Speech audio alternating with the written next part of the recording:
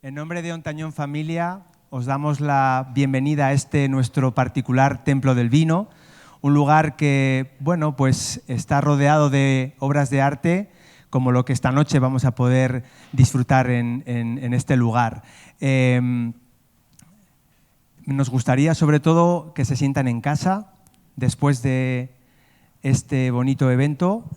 Tendremos un vino para poderles ofrecer, así que estar atentos que nos iremos y nos veremos en la sacristía. Doy la bienvenida al equipo de 941. Es un placer poder poner broche final a esta vendimia en este lugar que, como os digo, emana por todos sus costados ese vino. Voy a nombrar a Manuel para que venga aquí en nombre de 941. Le paso el testigo y eso, nos vemos en un rato. Que no tenía previsto hablar. Gracias, Jesús. En esto, Ontañón Familia, para nosotros es un poco redundante porque es verdad, Jesús, nos hacéis sentir como en casa, nos hacéis sentir que estamos en familia, muchos amigos, muchas caras conocidas.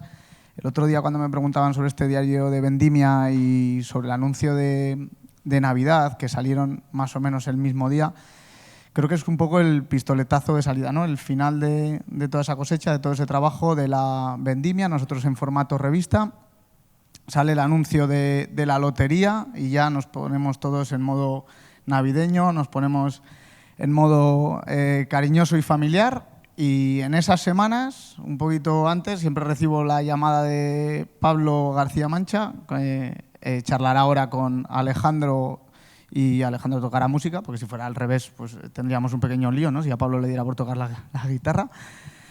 Y decimos, bueno, ¿qué preparamos este año? Y siempre su predisposición es fantástica a acogernos, a que pongamos ese broche final, y nosotros estamos encantados una vez más de estar aquí, de que nos tratéis como nos tratéis, siempre con ese cariño y sobre todo de que luego podamos disfrutar de unos vinos excepcionales como los de la familia Ontañón y Pérez Cuevas. No me entretengo más, vamos a disfrutar, estáis en casa y seguro que luego podemos charlar un ratito. Bienvenidos y gocen.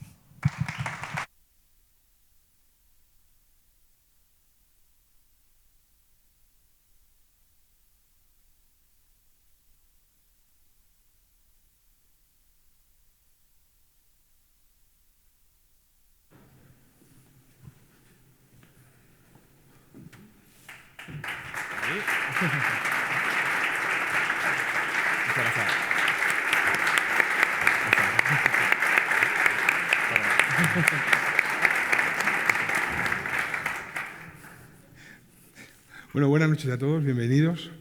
Gracias a los amigos de 941 porque siempre es muy bonito. Creo que es la quinta edición de esta cosa que hacemos, que no sabemos muy bien cómo definirla. Yo les prometo que desde mañana estaré pensando en a ver qué hacemos el año que viene, ¿no? Es muy difícil hacer algo tan bonito como lo que vamos a hacer esta noche. Yo creo que puede ser insuperable.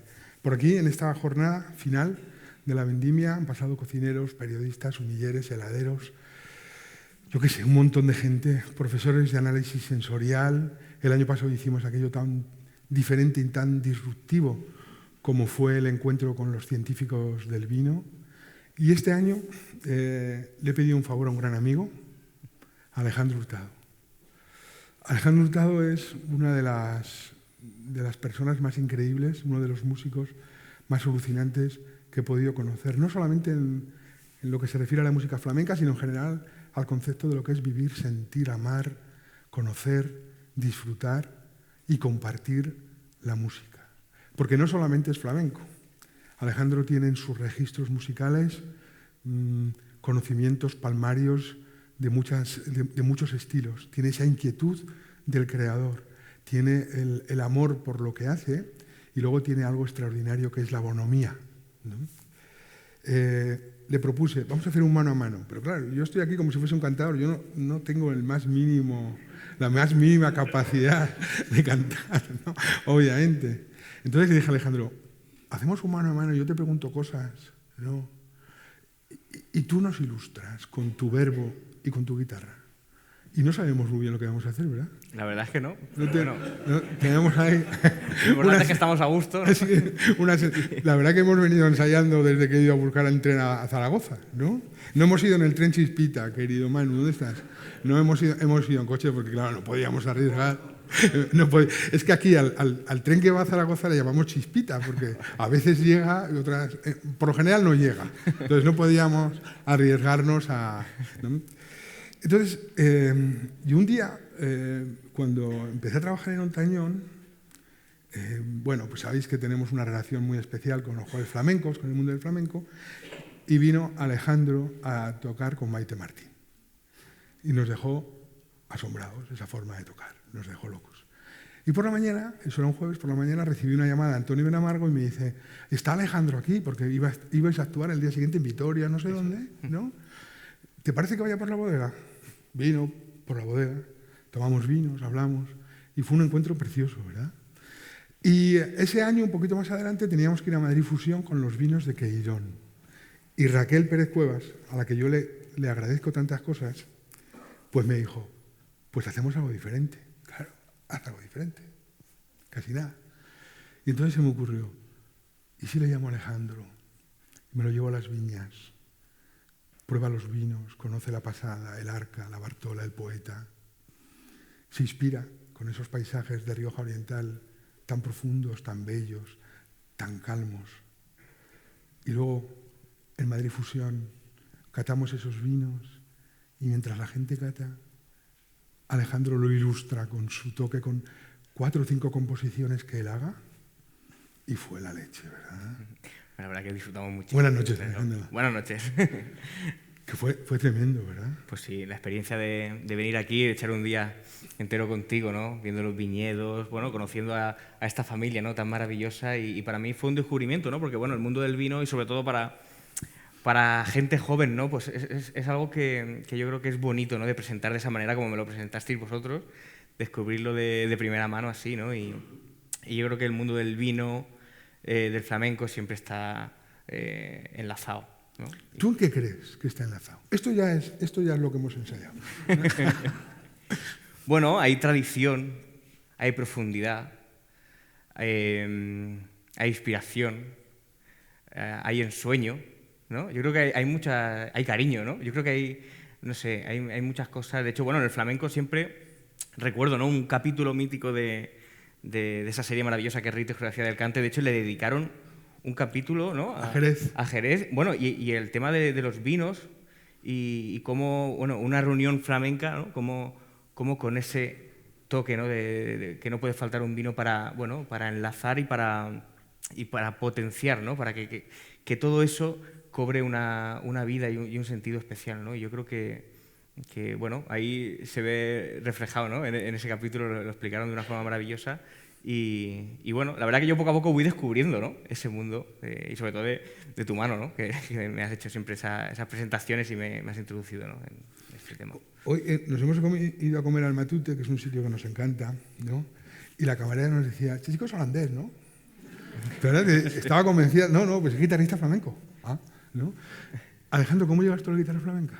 Siendo de San Vicente de Respey, en Alicante. Sí, bueno, a mí me empieza a llamar la atención la música en general. Porque quería ser torero también, ¿no? Bueno, sí, yo estuve a punto de entrar en la escuela taurina porque mi padre es muy aficionado. Torea, además, es aficionado práctico. ¿Me has mandado algún vídeo tu padre toreando? Bueno, sí, mi padre, lo que hace el hombre, lo que puede, pero sí, o sea, en casa, bueno, como en tantas familias, ¿no? Pues se veía el fútbol, pues en mi casa se veían los toros y mi padre pues tiene de todo, ¿no? Tenemos el cosillo en casa, tenemos un montón de fotos explicando los pases y yo de pequeño pues cogía eso y me aprendía todos los pases y de hecho tengo fotos con unos palos que me hizo mi padre, con toallas por mi casa. Sí, sí. Y bueno, no sé, en casa también mi padre canta un poquito, teníamos discos de Antonio Molina, de Juanito Valderrama, pero eso no me llamó la atención en ese momento. Me empezó a llamar la atención la música en general. Recuerdo de comprarme libros infantiles de Bach, de Mozart. Recuerdo escuchar pues, Tocata y Fuga de Bach, ¿no? Y eso sí que me llamaba la atención, curiosamente. ¿Con cuántos años? Tenían 10 años. Fíjate. 10 años. De hecho, me acuerdo, yo empecé a tocar en octubre del 2004 y recuerdo que Paco de Lucía fue a tocar a la Plaza de Toros de Alicante en agosto. Y recuerdo encontrarme el folleto informativo, ¿no? Me acuerdo hasta de la foto, ¿no? De preguntarle a mi madre, ¿y este señor quién es? ¿No? Y este señor, pues, la verdad que luego me marcó pues, el devenir de mi vida. Y un amigo de la infancia, estábamos ahí en el parque al lado de mi casa y me dijo, oye, que me voy a apuntar a clases de guitarra, ¿te quieres apuntar conmigo? Y le dije que sí, como el que se apunta a cualquier otra cosa. Y nada, el primer maestro que tuve, que se llama Marco Uceda, me empezó a poner las nociones básicas de la guitarra y me enseñó cositas de flamenco sin yo pedírselo. Entonces, como fue en el año 2004, en el 2004 le dieron a Paco de Lucía el Premio Príncipe de Asturias y salió una antología. Recuerdo ir al Carrefour a comprarme esa antología, la escuché y dije, guau, esto es lo que yo quiero hacer en mi vida. Y fue así, ¿no? Fue como un amor a primera vista, de alguna forma, ¿no? Pero claro, tenías una prodigiosa capacidad de entenderte con la guitarra, ¿no? ¿Eso lo fuiste descubriendo? ¿Es algo innato? Bueno, yo no sé, hombre, algo de facilidad tendría. Yo recuerdo esa sensación de estar recuerdo, ¿no? En la cama, sentado en la cama de mi hermano, estudiando una pieza que tenía una técnica de la cejilla, ¿no? Que es, bueno, con un dedo, pues tapar todas las cuerdas y claro, eso no me sonaba, porque digamos que había que aplicar mucha fuerza, al final uno descubre que ya no es fuerza, es maña, ¿no? Pero recuerdo como esa exigencia, ¿no? Eso, cuando se me ponía un reto por delante a nivel guitarrístico y lo solucionaba, pues era como algo que me sentaba muy bien, ¿no? Y no sé, yo creo que la guitarra es un instrumento que conecta con uno mismo, que te hace conocerte más. Y poco a poco me fui enamorando y sin darme cuenta. O sea, la verdad que yo nunca he sido consciente de decir quiero ser guitarrista, lo que eso implica, el tema de viajes, de enfrentarte a un público, a un escenario.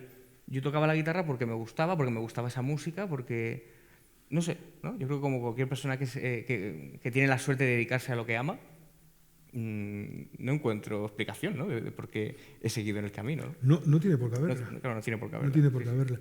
¿Y cuándo das el paso a decidir este va a ser mi camino, mi vocación y esa formación? ¿Cómo llega esa formación, ese encuentro con la música y especialmente con el flamenco? Bueno, ya te digo que este primer maestro me empezó a poner nociones de flamenco y tuve claro que desde primera hora yo quería tocar flamenco. Claro, al ser de San Vicente del Raspeig, en Alicante, ahí hay mucha tradición guitarrística, sobre todo de guitarra clásica. Allí pues instaló la cátedra de José Tomás, un guitarrista que fue alumno directo de Andrés Segovia. Y bueno, allí Mario Escudero, que nació en Alicante, Antonio Gades en Elda. Y bueno, de hecho, Tárrega, por ejemplo, Francisco Tárrega, él vivió mucho tiempo en Novelda, se casó en Novelda. Y allí, bueno, hubo un encuentro también con Julián Arcas, o sea que fue una ciudad guitarrística, pero no flamenca. Entonces, claro, yo tuve formación en conservatorio, de grado elemental y grado profesional, en guitarra clásica. Pero claro, este maestro, digamos que siempre en la guitarra clásica se ha sido como muy, vamos a decirlo así, como un poco cerrado, ¿no? Es decir, tienes que tocar así, con la pierna tal, con la posición tal, no sé cuánto. Y este hombre, lo bueno es que fue una persona muy versátil, que vio lo que yo quería hacer y me respetó todo eso. Entonces, claro, pude aprender de la guitarra clásica unas nociones que a mí me aportaban como guitarrista flamenco y claro, poquito a poco, cuando ya terminé la formación profesional y demás, él me animaba a ir a concursos, me animaba a ir a masterclass y ya decidí irme a Córdoba, ¿no? A estudiar la formación superior, que ahí tuve maestros como Manolo Franco, Paco Serrano, y claro, ahí ya uno empieza a tomar contacto con distintos artistas y acompañando a cantar, a bailar, y ahí es cuando ya, de alguna manera, empiezo a dedicarme profesionalmente, ¿no? Cuando ya doy ese salto. Me gustaría preguntarte, guitarra flamenca, guitarra clásica, ¿incluso la postura es distinta? Porque yo he visto imágenes de guitarristas flamencos antiguos que tenían la postura del toque clásico, o sea, de la guitarra clásica. Sí, ¿Influye tanto el toque? ¿Y no lo puedes explicar? Sí, bueno, en la guitarra del siglo XIX, que a veces, bueno, había como una guitarra un poco ecléctica, ¿no? Por ejemplo, Julián Arcas era un guitarrista que tocaba música popular y también tocaba música por lo fino, que se llamaba, ¿no? Que es música culta, música escrita, ¿no? Claro, ahí la posición, que yo nunca he sabido tocar así, la posición era utilizar un banquito, en la época era de madera, y se ponía la guitarra en esta pierna y la guitarra con esta posición, digamos. La guitarra flamenca, ¿no? La guitarra flamenca, si vemos fotos muy antiguas, se tocaba casi así. O sea, ya no como vemos muchos guitarristas, o sea, la guitarra casi vertical totalmente. Hay fotos de Javier Molina, de muchos guitarristas de esa forma, que quizás eso viene de herencia del laúd. El laúd barroco, el ud árabe, todo esto se tocaba de esa manera. Claro, cuando ya la guitarra, porque en su momento pues, era una música bastante primitiva que se acompañaba, no salía de esta zona de la guitarra, entonces, claro, podían tocar así perfectamente. Ya cuando se empezó a hacer música más compleja, ya se bajó un poquito, digamos, y claro, con la evolución de los años, y realmente fue Paco de Lucía, aunque hay fotos de Sabicas y del niño Ricardo ensayando ya con la pierna cruzada, o sea, porque eso se le atribuye, se dice que Paco de Lucía salió por primera vez en el Teatro de la Zarzuela en Madrid, donde cruzó la pierna y tocó con esta posición, y un poco se lo reprocharon, porque decían que era una falta de respeto. El concierto en directo famoso ese que hay en el Teatro de la Zarzuela, en ese fue donde cruzó la pierna. Sí, bueno, yo creo que ese concierto es el que toca con 5 guitarristas, que es con Esteban Muñoz, Julio Vallejo, Paco Cepero y demás, pero hay fotos de los años 50, hay un disco de Mario Escudero y de Sabicas que ya salen así. Entonces, claro, eso permite que un guitarrista pues pueda desarrollar por todo el mástil sin tener que hacer fuerza en la mano derecha aguantando la guitarra. Y luego ya guitarristas, bueno, Sabicas también utilizaba el banquito como los guitarristas clásicos, pero en vez de estar así, se ponía como un guitarrista flamenco y podía apoyar la guitarra aquí. Entonces, cuando quería estaba así y era un poco como un híbrido, digamos. ¿Y tanto puede cambiar la pulsación, el toque? No, realmente no. Eso no afecta a la pulsación. Yo creo que eso es algo más de comodidad, de cómo uno se sienta a nivel ergonómico. Yo creo que cada uno tenemos unas manos, una manera de estar, ¿no?, con la guitarra, y ya eso uno lo decide. Lo que cambia es la pulsación, es el sonido, la manera de entender el instrumento. La colocación, para nada. Yo creo que eso ya es una decisión. Yo, por ejemplo, personalmente, como me siento más cómodo es con el banquito en la pierna derecha y así. Así tocaba Manolo Sanlúcar, por ejemplo, o Serranito, o tantos otros, ¿no? Y yo me siento más identificado con esta forma, ¿no? Luego vamos a hablar de Manolo Sanlúcar, de Serranito, un poquito de Riqueni, de alguno de los... Pero antes de eso, me gustaría que me dijeras que cuando llegas al Conservatorio de Córdoba, que tú tienes Conservatorio Flamenco de Córdoba, tú tienes una formación clásica, ¿tienes que cambiar la postura o ya ibas con la postura? ¿Cómo es ese encuentro con el flamenco ya arreglado y con la formación flamenca? Bueno, en cuanto a posición, no. Sí es cierto que, bueno, yo antes de llegar a Córdoba tuve la suerte de estudiar con un guitarrista que fue el último guitarrista que tuvo Enrique Morente, que es David Cerreduela, un guitarrista que pertenece a la escuela madrileña de Caño Roto, una escuela donde, bueno, en la época de Antonio Canales, pues esos guitarristas crearon una forma nueva de tocar. ¿El sonido Caño Roto? El sonido Caño Roto, que viene de los chorbos y demás. Y bueno, ahí Paco de Lucía tiene mucho que ver, ¿no?, en el desarrollo de esa guitarra. Entonces, claro, yo ya tocaba flamenco y con la pierna cruzada, así y demás.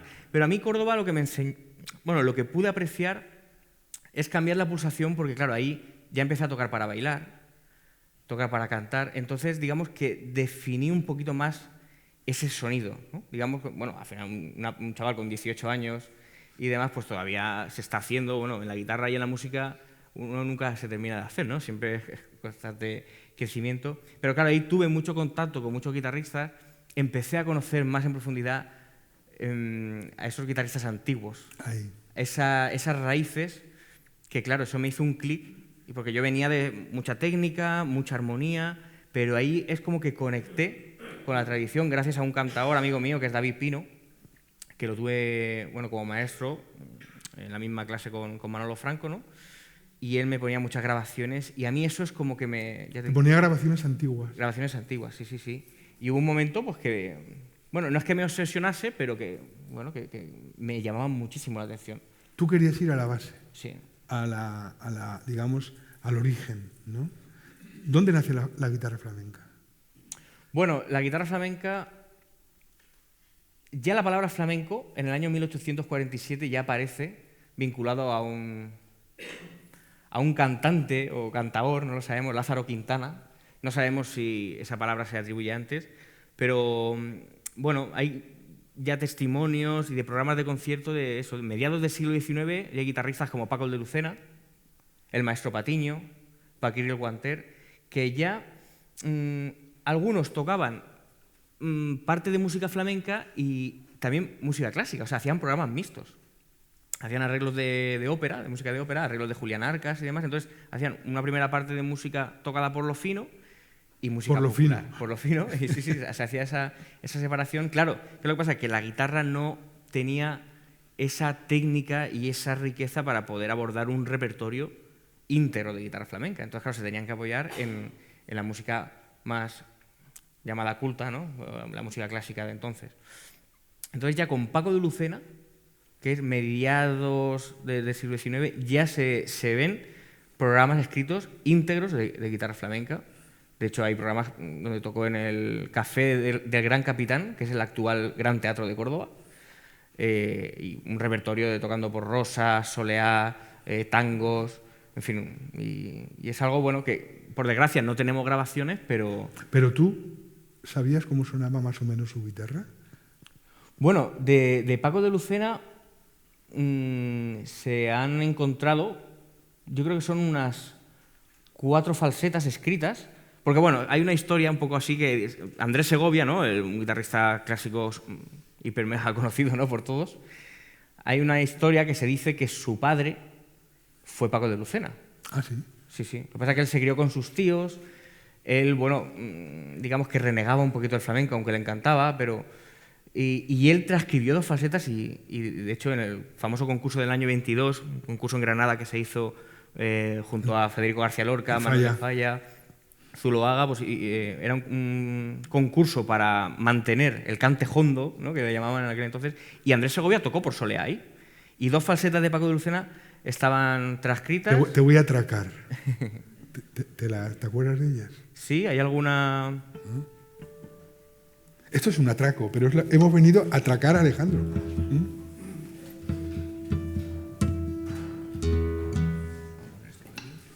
Qué atraco, ¿eh? Pero se deja, ¿eh?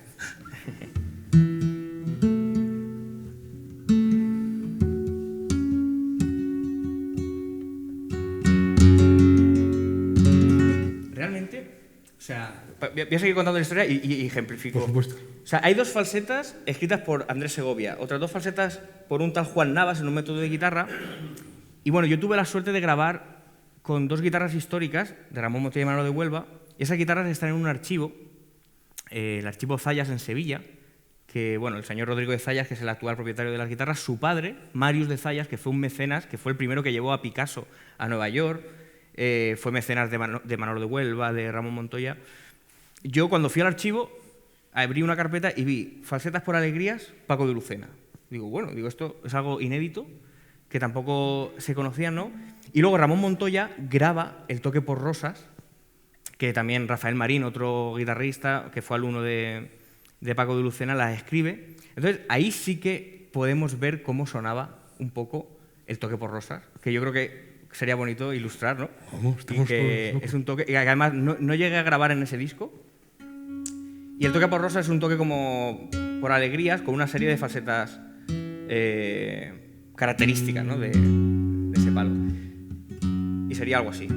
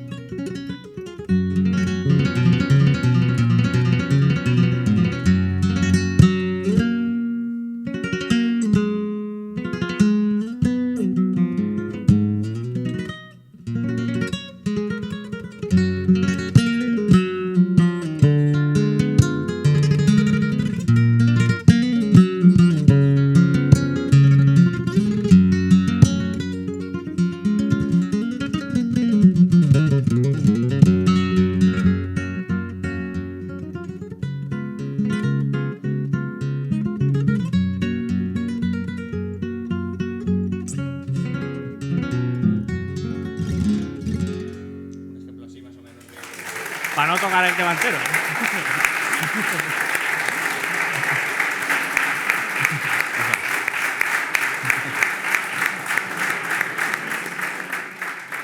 Digamos que es un toque que hoy en día no se suele escuchar y nos ha llegado gracias a grabaciones de Ramón Montoya, de Manolo de Badajoz. Hay pocos guitarristas realmente que grabaron. Miguel Borrul, hijo, también. Miguel Borrul. También grabó un poquito del Toque por Rosas y es bonito, ¿no? Poder recordar estas variaciones y mostrarlas y que sirva un poco como guía para quien quiera acceder a escuchar esta música, pues que bueno, ahí están las grabaciones, ¿no? Yo creo que una de tus grandezas musicales, aparte de esa forma de tocar que tienes que nos eleva el alma, lo hemos visto ahora, ¿no? Es esa necesidad casi que tienes, ontología tuya muy profunda, de ir a buscar el origen, la fuente, ¿no? Lo que yo digo casi hacer espeleología en la guitarra flamenca. Y me gustaría que nos hablases un poquito de cómo se te ocurrió hacer ese disco con las guitarras de Ramón Montoya y de Manolo de Huelva, que sabías que estaban ahí, y cómo se te ocurrió hacer algo así que a nadie se le había ocurrido, porque, claro, Ramón Montoya es uno de los grandes arquitectos de la guitarra flamenca. Yo Manolo de Huelva lo conocí por Enrique Morente, ¿no? Sabía que existía, pero no tenía ni idea su personalidad ni la importancia que tuvo. ¿Cómo se te ocurrió y cómo llegaste a la posibilidad de coger aquellas guitarras, la Leona, ¿no? Que nos hables un poquito de ella, y de hacer ese disco que para mí marca un antes y después en la guitarra contemporánea? Bueno, realmente yo no tenía planteado hacer esto, o sea, simplemente, como te he dicho antes, ¿no? En Córdoba me picó el gusanillo de la guitarra antigua, del flamenco de aquella época, ¿no? Que fue el momento donde... Vamos a centrarlo cronológicamente. ¿En qué años hablamos? Claro, o sea, digamos, por ejemplo, Ramón Montoya graba esta rosa en el año 36. En el año 36, Màrius de Zayas, este mecenas, se lleva a Ramón Montoya en la Guerra Civil, se lo lleva a Francia y hace que grabe esos discos, porque son varios discos, ¿no? En esa época pues eran discos de 33 revoluciones, a modo de antología. Pero claro, Ramón Montoya ya a principios del siglo XX ya tiene sus grabaciones como solista, ¿no? Entonces, digamos que ahí es donde Ramón Montoya, a través de guitarristas clásicos como Miguel Llobet, y bueno, digamos que en esa época pues, se juntaban, ¿no? En guitarrerías, había como ese intercambio, ¿no? Entre los clásicos y los flamencos. Eso es. Qué bonito eso. Eso es algo maravilloso, ¿no? Y de hecho se ve, ¿no? En las grabaciones donde Ramón Montoya acompaña a la Niña de los Peines, por ejemplo, se ve un toque más rudimentario, como he dicho antes, ¿no? Tocando en unas posiciones más rudimentarias, ¿no? Y bueno, Ramón Montoya aplica todo ese sonido, esas técnicas propias de la guitarra clásica y de alguna manera en esas grabaciones del año 36 como que lo deja ejemplificado, ¿no? Claro, a mí me llama mucho la atención esa época y por mi afición pues quise ir a ese archivo, al archivo Zayas. De hecho recuerdo tocar en el ciclo de los Juegos Flamencos que hay en Sevilla con Maite Martín, tocamos allí y al día siguiente yo concerté una cita con la familia Zayas, que viven en un palacete paralelo a la Alameda de Hércules, en la calle Jesús del Gran Poder. Casi nada la Alameda. Sí, sí, sí. Y la verdad que era como transportarse en el tiempo, ¿no? Allí tenían bueno, tienen todavía, claro, una biblioteca enorme y claro, yo iba allí con mucho cuidado, con mucho respeto. Pensaría que eras holandés como la camarera. Seguro, seguro. Y bueno, me dejaron ver primero las partituras, porque yo sabía que estaban las guitarras, pero a mí me interesaba ver ese material musical, porque, por ejemplo, de Ramón Montoya sí que se conocen muchas grabaciones, pero Manolo de Huelva no, porque Manolo de Huelva fue un guitarrista que hasta los años 30 sí que grabó con cantadores como Manuel Vallejo, Canaleja de Puerto Real, pero luego algo le pasó que no quiso tocar nunca más delante de ningún guitarrista. Era muy celoso de su música y no quería que nadie... Para que nadie le copiara las falsetas ni nada, ¿no? Entonces, claro, como esta familia fueron mecenas de ellos, la madre de Rodrigo de Zayas, del actual propietario de las guitarras, transcribió casi la totalidad de los toques que hacía Manolo de Huelva. Entonces, a mí eso es lo que me llamaba mucho la atención. Entonces, claro, fui al archivo, me enseñaron las partituras y demás, y claro, este hombre vio que yo pues, conocía el tema y ¿no? Estábamos hablando mucho de esto, y él me dijo, mira, tengo las guitarras de Ramón Montoya y Manolo de Huelva, ¿te apetece verlas? Y digo, pues claro, me las dejó, yo con mucho miedo, tal, y dice, no, pero tócalas. Entonces, yo sabía cosas ya de Montoya, de Manolo de Huelva, y las toqué, y el hombre me dijo, mira, yo nunca he dejado estas guitarras a nadie, pero creo que tú puedes hacer algo digno o decente. Y si algún día quieres grabar con las guitarras, pues yo te las presto. Entonces, claro, automáticamente yo estaba grabando ya mi primer disco de composiciones propias, que al final salió en segundo lugar, y salí por la puerta y llamé al técnico de sonido. Digo, Lauren, esto hay que grabarlo ya, porque claro, la familia ahora mismo tiene 90 años. Yo cuando grabé el disco ellos tenían 80 y pico, y las cosas en la vida pues hay que darse prisa a veces, ¿no? Porque nunca se sabe lo que puede pasar. Entonces, nada, y al mes siguiente estábamos grabando. Vinieron la familia a Córdoba, claro, por las guitarras tan antiguas y ellos también, ¿no? Pues, pues grabé el disco en 2 días. O sea, por la el lunes por la mañana grabé con una guitarra, por la tarde se editó. El martes grabé con la otra guitarra, por la tarde se editó y ya está, ¿no? Y fue una experiencia maravillosa porque eso me hizo descubrir un mundo que... ¿Cómo claro, es el tacto de esa guitarra? Por ejemplo, la Leona, la guitarra de Montoya, ¿está muy diferente a la que tienes aquí? bueno, sí, o sea, la guitarra de Ramón Montoya es una guitarra construida en el año 16 Fíjate. por Santos Hernández, que fue un guitarrero muy importante. Digamos que la guitarra actual, ¿no? Como la conocemos con esta forma, ¿no? Fue Antonio de Torres el que le dio forma, digamos, y a nivel de construcción, por dentro, el varetaje, todo. Y eso fue lo mismo a mediados del siglo XIX, es cuando todo eso se configura.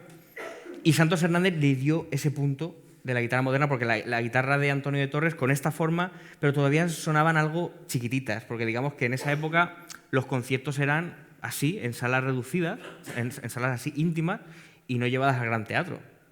Entonces, claro, la guitarra su evolución lo que se pretende buscar es más volumen, sonido más gordo. Volumen, que es una característica que también tiene un vino. Claro. Ese volumen en boca, esa densidad, ¿no? Ese tacto. Claro, sí. Entonces, claro, esa guitarra de Ramón Montoya es una guitarra realmente como era su toque. Yo creo que el guitarrista hace a la guitarra, ¿no? O sea, un guitarrista se tiene que adaptar, por supuesto, al instrumento, pero cuando una guitarra está nueva, a través del sonido que le imprime su pulsación, su sensibilidad, esto al final son frecuencias que se emite en la madera tiene una vibración y de alguna manera se ecualiza el instrumento, ¿no? La vas ecualizando tú. Claro, y Ramón Montoya, bueno, a la vista está, que coges esa guitarra y es un dulce. La guitarra es lírica como es su toque. Una guitarra que, a mi juicio, es como una guitarra casi híbrida entre ese toque clásico, ese toque dulzón y luego una guitarra flamenca. Entonces, claro, yo nunca había tocado con una guitarra histórica y, sin embargo, la guitarra de Manolo de Huelva era todo lo contrario, era como era él, ¿no? Quizás un toque más seco, más arisco, más flamenco. ¿Y lo notaste? Sí, y además una guitarra que está construida por el mismo guitarrero, años más tarde, en el año 37 la guitarra de Manolo de Huelva, y no tiene nada que ver. Te atraco. Tócanos un poquito por Montoya y un poquito por Manolo de Huelva para ver esa diferencia entre la finura y esa parte más salvaje, por así decirlo. Muy bien. ¿Te parece? Claro que sí. Pues le dejamos, ¿no? Si quieres un poquito de... Muy bien. ¿Quieres un poquito? Claro que sí. Pues venga. Pues claro, hombre, lo vamos a tener aquí, ¿no? Luego no sabemos cómo vamos a acabar, pero... Por todos ustedes.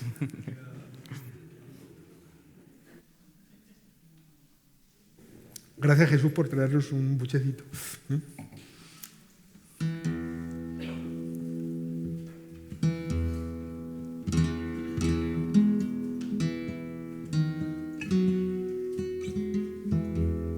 Ramón Montoya en ese año, en el año 36, graba la conocida rondeña, ¿no? Famosa, que de hecho, bueno, Enrique Morente que en el Pequeño Reloj pues la utiliza como obertura, ¿no? De ese trabajo, y yo creo que es una pieza fundamental para la guitarra, y que de ahí pues todos los guitarristas han bebido y han creado su propia rondeña, ¿no?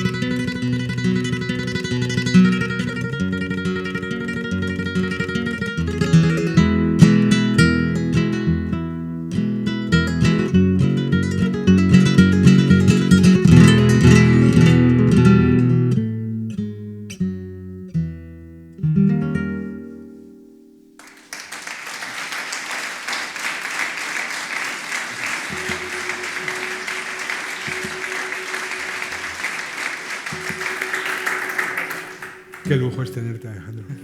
Y que te dejes atracar así, ¿no?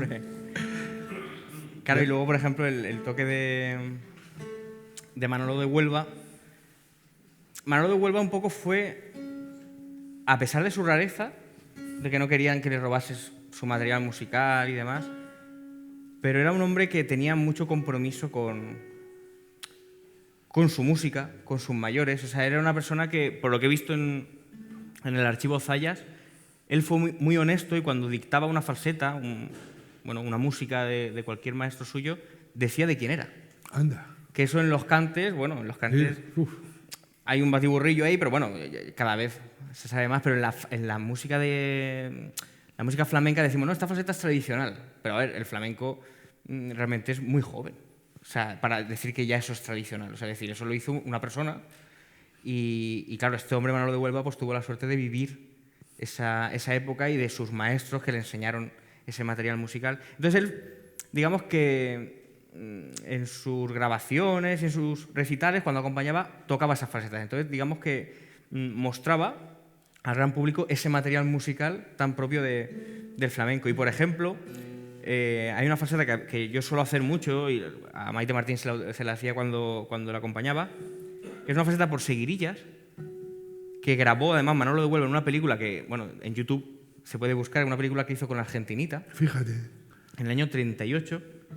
Y hace una falseta por seguirillas que es de Javier Molina, un guitarrista de Jerez que creó una escuela maravillosa y que, bueno, que muchos han bebido de ahí.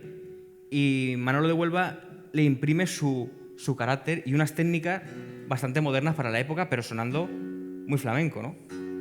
Y bueno, esto suena así, ¿no?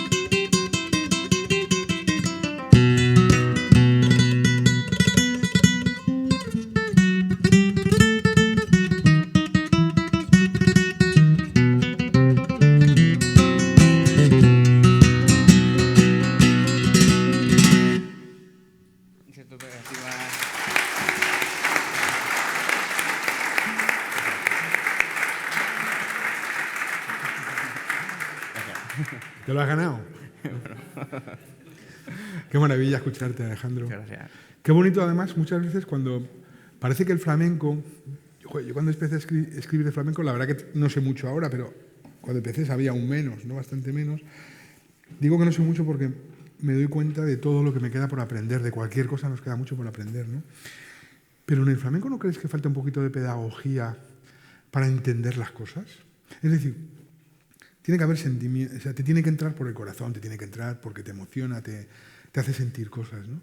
Pero una vez que te gusta el flamenco es muy difícil, es tan grande, hay tantas cosas, poder llegar a que alguien te explique, ¿no?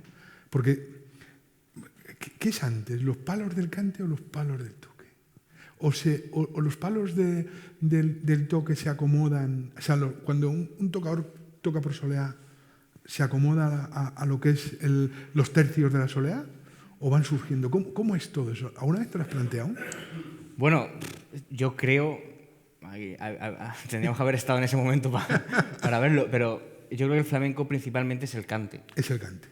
Entonces, claro, esas melodías, esas letras, ¿no?, que tanto cuentan, ¿no?, del pueblo andaluz o de España en general, yo creo que eso necesitaba un arrope musical y eso luego la guitarra pues se tuvo que adaptar a eso. Por eso la guitarra en su origen no fue un instrumento solista, en cuanto a música flamenca se refiere, ¿no? Entonces, claro, el instrumento acompañaba la voz, acompañaba el baile y ya la guitarra luego no es que se desmarcase, sino que ya tuvo su propia manera de expresión en cuanto a solista, ¿no? Pero yo creo que hay, bueno, mucho por ahondar Y por suerte la música flamenca es, como he dicho antes, muy joven. Tenemos muchas grabaciones. Hay grabaciones de cilindros de cera que se han digitalizado, que hay coleccionistas como Carlos Martín Ballester, ¿no?, que está haciendo un trabajo increíble de recopilación de discos de pizarra y con unos equipos increíbles que no rayan los discos, ¿no?, con agujas de diamante y una serie de tecnologías que nos permiten, bueno, conocer en profundidad esas grabaciones. Y yo creo que, como cualquier disciplina, cuanto más conozcas en profundidad de esa tradición, de ese legado que nos dejaron los maestros, luego el flamenco está vivo. O sea, y hay que seguir componiendo y recreando y hay que hacerlo con propiedad y con respeto, ¿no? Entonces, yo creo que tenemos la obligación, o sea, ya no solo de querer, ¿no?, ese egoísmo, ¿no?, de decir, no, yo quiero ser original y quiero crear algo nuevo. Yo creo que tenemos que ser respetuosos con lo que tenemos, y si tenemos capacidad para aportar o recrear o crear algo, dejar algo de uno mismo, pues bien, pero no nos vamos a estropear lo que han hecho, que el flamenco es maravilloso y hay unos cánones y una música con sus reglas y sonando a como tiene que sonar, ¿no? Yo cuando empecé a escuchar discos antiguos de flamenco, con el sonido ese de la fritanga por detrás, ¿no?, lo comparo un poco a probar un vino antiguo, ¿no? Hace poco tiempo probé en una cata en Madrid un Riscal de 1947. Claro, no puedes tomarte ese vino como si fuese un vino actual. Es un vino que nace de un tiempo muy pasado y que ha tenido una evolución durante casi 100 años, ¿no?, por así decirlo, 80 años, ¿no? Entonces, evidentemente, no puedes tomar ese vino buscando las sensaciones que te puede ofrecer un vino actual. Claro. Es completamente distinto. Y yo creo que cuando llegas a la guitarra antigua, al toque antiguo, tienes que ponerte en ese momento, ¿no?, la técnica que había, en el sonido, las cuerdas eran diferentes, ¿no? Hace poco tiempo grabaste una cosa con unas cuerdas de seda, ¿o cómo era aquello? Sí, claro.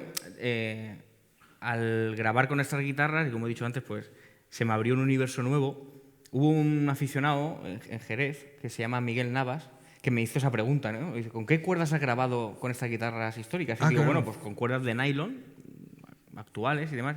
Y dice, pues que sepas que actualmente se siguen fabricando cuerdas de tripa y de seda. Es decir, de tripa. Claro, o sea, cualquier instrumento de cuerda hasta los años 40 se fabricaban con tripa. Tripa de vaca, de cerdo. Sí, sí. Entonces, la primera, estas tres cuerdas, se cogía tripa y era con una torsión, se secaban, un proceso bastante laborioso. Y claro, esa cuerda daba un sonido, muy orgánico, claro. Claro, o sea, digamos, ahora son materiales sintéticos, plástico, y claro, eso hacía que una madera resonase con esa dulzura característica de esas cuerdas. Y los bajos ahora es nylon entorchado, y antes era seda natural. Entonces, claro, yo, cuando me dijeron esto, pues me apetecía probar esas cuerdas, me puse a investigar y, me puse en contacto con una empresa que distribuía ese tipo de cuerdas y me mandaban cuerdas, probaba en distintas guitarras que tenía en casa, y eso me hizo que,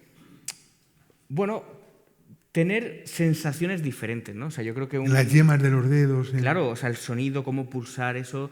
Yo creo que un guitarrista ya no es solo estudiar técnica o saber armonía, saber de composición, sino uno tiene que experimentar también sensaciones y cosas para poder recrear en base a eso, ¿no?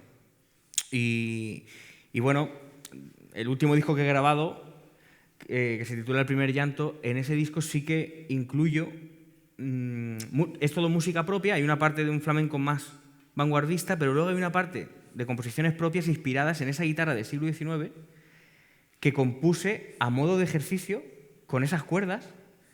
Y he compuesto una habanera, una mazurca, unos panales. ¿Cuál prefieres tocar? Pues puedo tocar un poquito de la... Claro, el primer llanto. Voy a decir una cosa. Cuando acabe esta actuación, charla, le he dicho, tráete discos, ¿no?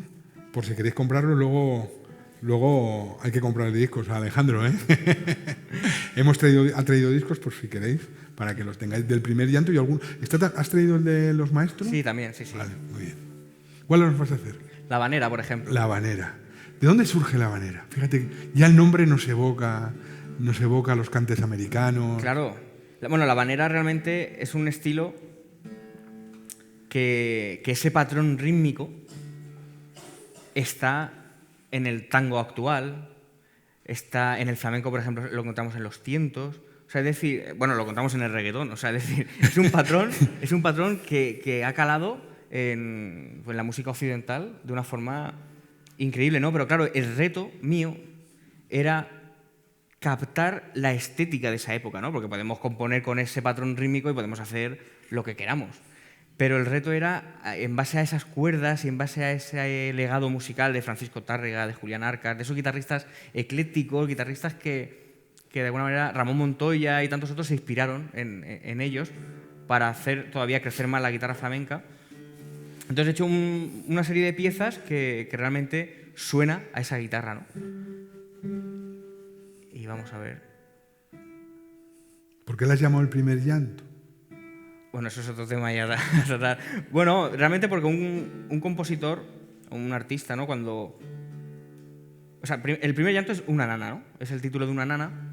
Y pero da nombre a todo el disco. Claro, y luego decidí titular el disco en general porque, claro, nosotros estamos cuidando, estamos componiendo, estamos mimando todo ese proceso y realmente estamos un poco esperando el nacimiento de ese material, ¿no? O sea, estamos trabajando en la mezcla, en la composición para que el día que salga el disco y una persona lo ponga, que eso sea como claro, el primer llanto, ¿no? Y es como, me parece algo bonito, ¿no? Yo creo que eso es lo que uno espera cuando comparte música con el público y bueno, me apetecía titularlo así porque yo creo que es el verdadero sentido de la música, ¿no? Así que bueno, voy a mostrar esta habanera. Es difícil hablar y tocar y afinar y hay que, pues la guitarra se destempla ahí un poquito. Hace así.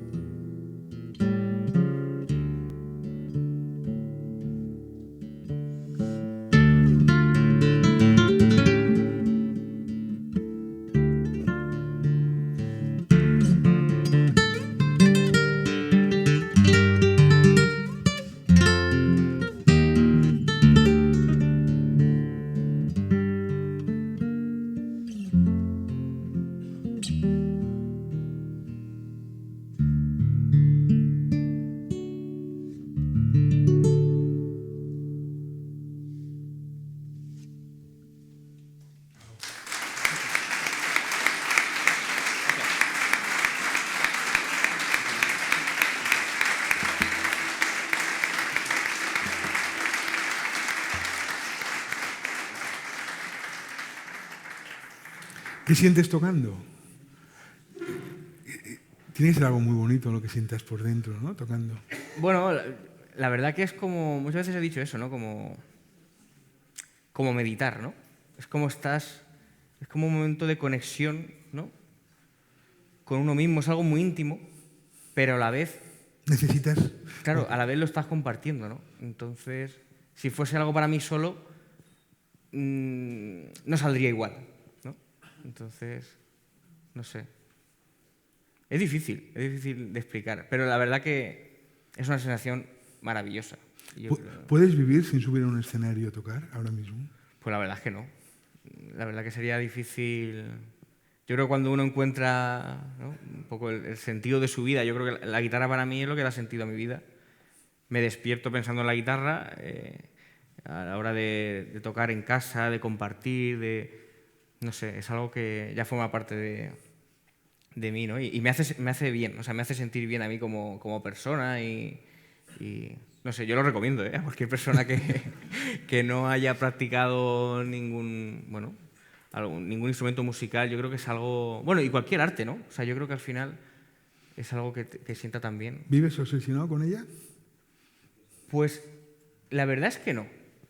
O sea, quizás cuando empecé a tocar la guitarra sí que, porque claro, la guitarra aquí vemos un trozo de madera, ¿no?, con cuerdas, pero hay mucha complejidad ya simplemente con la elección de unas cuerdas concretas, de la afinación, de la temperatura, de las uñas. Son muchas pequeñas cosas que se puede convertir o se puede poner todo en contra, ¿no? De repente la guitarra no afina, uno tiene las manos frías y no puede tocar, la uña se ha astillado y tal.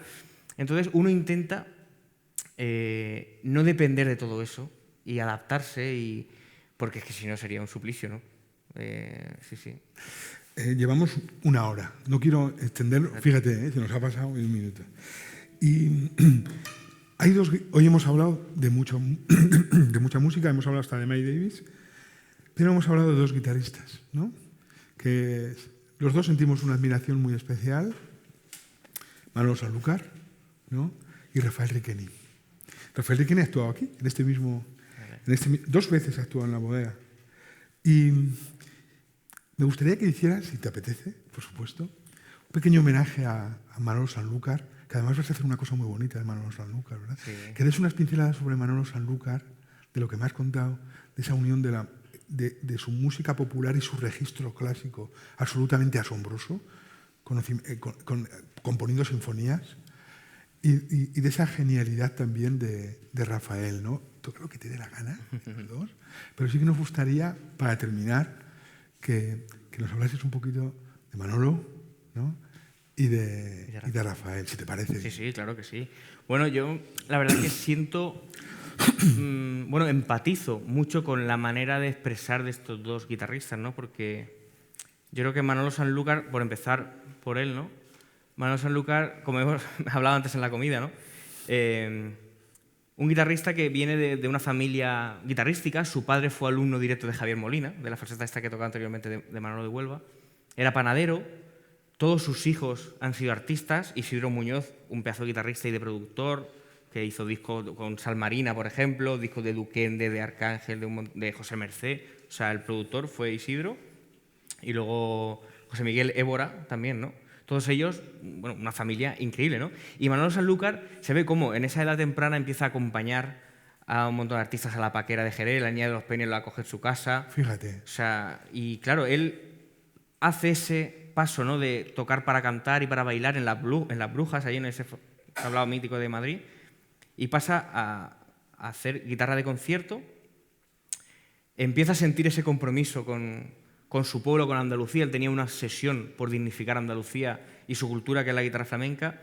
Y quizás, no sé si por la época o por los complejos que había en ese momento, que siempre se decía que para tocar flamenco pues no había que saber música, que saber leer música. Y entonces él quería explicar el sistema musical del flamenco. Entonces se puso a estudiar música y bueno, llegó a hacer obras sinfónicas. Hemos estado contando 5 o 6 obras sinfónicas. Alguna yo no conocía. Sí, porque claro, grabadas creo que hay 2. Aljibe y Medea, ¿no? Aljibe y Medea. Y claro, me parece un ejemplo de superación, aparte de su calidad musical, o sea, es de una sensibilidad y de una profundidad que a mí me vuelve loco. Y de hecho, como te he mencionado antes, pues me han dado la noticia de poder tocar Medea de Manolo Sanlúcar, ¿no? Ese ballet que se compuso para el Ballet Nacional, y voy a tocarlo al año que viene en julio en el Teatro de la Zarzuela con el ballet. En el Teatro de la Zarzuela. En el Teatro de la Zarzuela. Qué maravilla, ¿no? Sí. Te conseguirás entradas, ¿no? Hombre, por supuesto. y claro... Oye,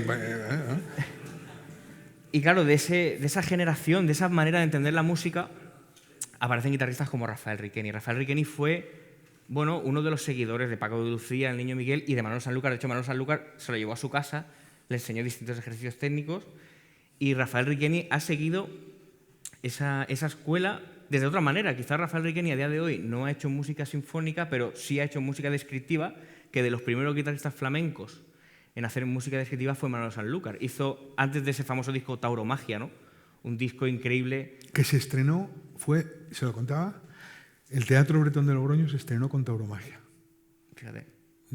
Se reestrenó porque estuvo muchos años cerrado y fue alucinante. O sea, yo recuerdo aquel concierto y fue algo increíble. Sí, bueno, es una obra que... es cierto que antes de Tauromagia él hizo una obra que se titula A Miguel Hernández, o Y Regresarte, que ya era ese contenido descriptivo. Y Rafael Riqueni, por ejemplo, en el Parque de María Luisa, Soy Sevilla, ahora que ha publicado en Nerja también, o sea, eso ha calado, ¿no?, en su manera de componer, de expresar. Y bueno, actualmente pues también tengo mucha relación con Rafael Riqueni. De hecho, el otro día pues estuvimos así en una conversación también junto con Alberto García Reyes. Y bueno, y me gustaría pues tocar un tema de él que... De Manolo, ¿no? Primero. No, de Rafael. Primero de Rafael. Sí. Vale. Bueno, sí, por cerrar con lo de Rafael, porque de Manolo ahora mismo es verdad que estoy preparando lo de Medea. Yo creo que lo de Rafael puede ser... Perfecto. Yo creo que muestra y engloba ese concepto, ¿no? Bien. Justo a raíz de lo que decía de la música descriptiva, hace un mes se casó un amigo mío, uno de mis mejores amigos, y para mí no hay una forma mejor de describir el amor que con un tema de amor que compuso Rafael Riqueni para el disco Alcázar de Cristal, que se titula Esa noche.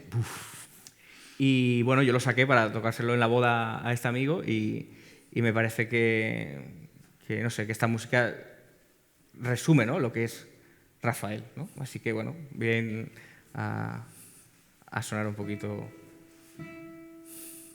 Que lo pude tocar con él así a dos guitarras, de forma improvisada también.